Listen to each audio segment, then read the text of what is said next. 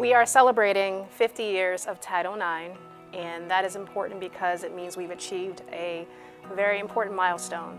It also means that we have this opportunity to look back and reflect upon the women that have led the way, and certainly all of the different accomplishments and milestones that have happened in between.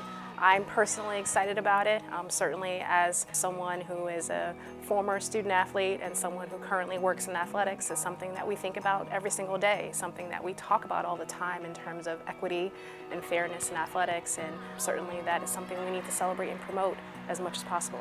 I think it's just gratitude every day. I understand that women didn't always have this opportunity, and even 50 years ago, women working in athletics didn't have the same level of prestige or the same compensation or the same opportunities that men did in the same position. So, I'm grateful to be where I am, and I know that it wasn't always easy for women in this position. Title IX really means, the opportunity, and, that I know my mom was kind of in that timeline of fighting for, and I grew up around sports and around stuff that she built on. So, the ability not to have to fight is hard. There's still a fight there, and opportunities still exist, but my daughter has opportunities. And sport has been such an important part of our lives. From my mom, we played on field hockey teams together as I got older, which was so much fun. She was a coach in our high school, so she was always around, and now my daughter has those opportunities as well. I had those participation opportunities when I was young. My mother didn't, and for her to watch me go through that as a youth has been great, and she's been so supported, but kind of missed out on those. And now when I see this new generation, they have even more opportunities than I did. But we look at the pro ranks and even the collegiate ranks right now, and it's still not as respected as it should be, female athletes at the collegiate and professional level.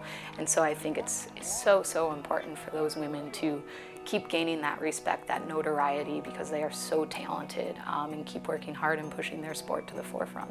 I think it's really important to keep the fight alive for Title IX, and also the memory of Title IX, viable too, because our student athletes aren't very familiar with a time when women's sports weren't in the forefront. And so I think we have so much work to go, and so they see that and they understand a little bit, and it might seem a little antiquated to them, the whole notion of Title IX, the legislation, and also the trailblazers. But I think, for me in particular, again, it's the reason why you're here, and I think this generation kind of bridges the gap between those who fought for us to get here and then the next generation who's really removed from some of the situations. Like, we're still impacted just one generation off.